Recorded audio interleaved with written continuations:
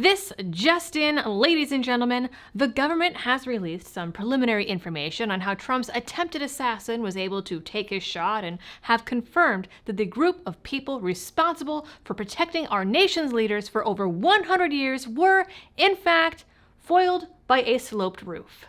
At least that's the current excuse.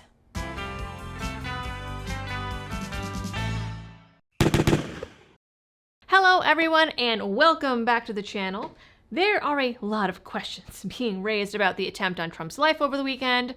2 interviews with witnesses have now been released by the BBC, with both men saying they saw the shooter climb onto the roof, alerted law enforcement, and were ignored.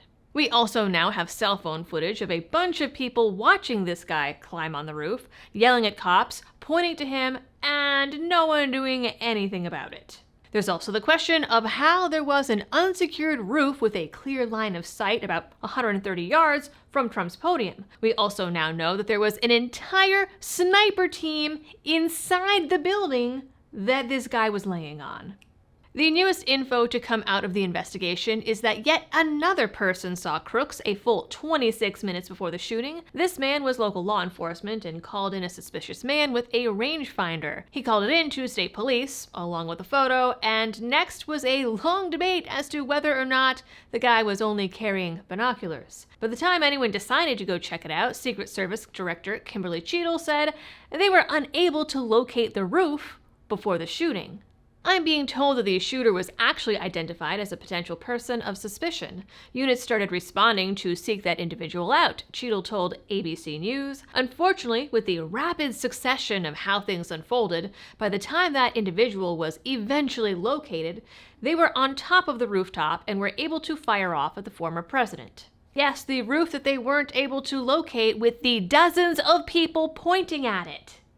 Now, before I get to the rest of today's video and the Secret Service's excuses, this video is brought to you with the help of Blackout Coffee Company. Blackout Coffee is a family-owned roaster based out of sunny Florida that works to not only bring you amazing coffee, tea, and hot chocolate, but also partners with some of your favorite channels, like mine, and gun rights groups to help support the Second Amendment. So to get a great cup of coffee that you can be proud of, donate to some of your favorite gun rights groups, and help support the channel, go to blackoutcoffee.com/libertydoll. Cheadle has also since admitted that the Secret Service knew that the roof posed a security threat, but ultimately no one was placed there because the building had a sloped roof. She said, I quote, "That building in particular has a sloped roof at its highest point. And so, there's a safety factor that would be considered there that we wouldn't want to put somebody up on a sloped roof. And so, the decision was made to secure the building from the inside." Meanwhile, the counter-sniper team was on a sloped roof and seemed just fine. The roof wasn't so sloped that the body slipped or fell after being shot, and the cops standing up there afterwards didn't seem to have an issue with the slope either. And obviously, they did a terrible job securing the building from the inside. Because it wasn't secure at all. Ultimately, Cheadle says the buck stops with her and it's her fault. But she's also pointing the finger at the local police, saying they were the ones responsible for securing that building. She told ABC, "In this particular instance, we did share support for that particular site, and the Secret Service was responsible for the inner perimeter. And then we sought assistance from our local counterparts for the outer perimeter. There was local police in that building. There was local police in the area that were responsible for the outer perimeter of the building.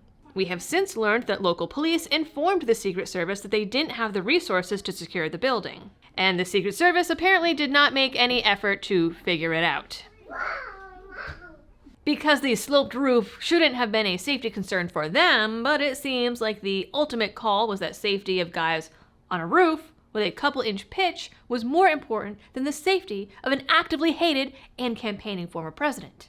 Allegedly the best security in the world, and they can't handle a slightly pitched roof. Maybe they should be updating their physical requirements. One local cop did allegedly try to get on the roof, had a gun pointed at him, and claimed he had to retreat because he couldn't access his own gun. There's also the fact that there was a sniper that allegedly had a line of sight to the roof, and no one gave him the information. It's getting to the point where the conspiracy angle of a few bad actors looks a lot more logical than multiple teams of law enforcement being completely incompetent.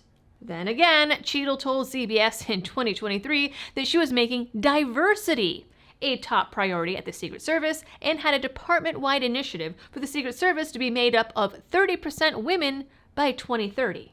Because that, my friends, is what is important here.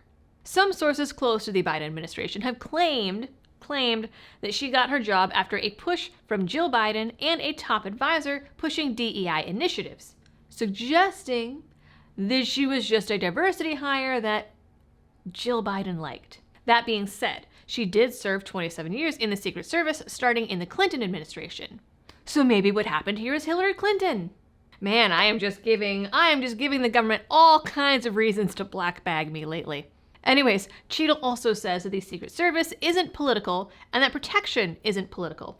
Though I did report recently on how several House Democrats tried to strip Trump of his Secret Service protection, and RFK Jr. has been denied Secret Service protection multiple times despite campaigning for president.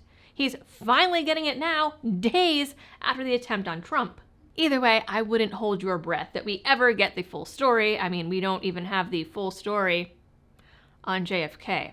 There are too many suspicious coincidences, and Cheadle says that it's her job as director of the Secret Service to investigate the Secret Service, and we all know that when government investigates itself, they do an excellent job. Since I filmed this video yesterday afternoon, the timeline is stretching further and further. We got new information that law enforcement was aware of Crooks 30 minutes before, then an hour before, and now 3 hours before when he tried to get through security with a rangefinder. Now we also know that law enforcement was circulating a photo of him 40 minutes before the shooting. Local law enforcement inside the building also observed him come to look at the building and leave 3 times. One of those times he even took out the rangefinder. And after the cop that tried to go up there fell, he radioed the threat on a blanket tactical channel. Despite all of these things, Trump was allowed on stage and Crooks had 7 minutes to set up his shot. The DHS is now involved in the investigation, Cheadle has been subpoenaed, and Mayorkas is trying to block her from testifying. Alright folks, that is it for this video. You guys know the drill. For all of the algorithm things, leave a comment down below, like, share, and subscribe if you are new here. Again, check your subscriptions. And as far as YouTube deleting comments, I have no idea what's going on with that, but it would not surprise me.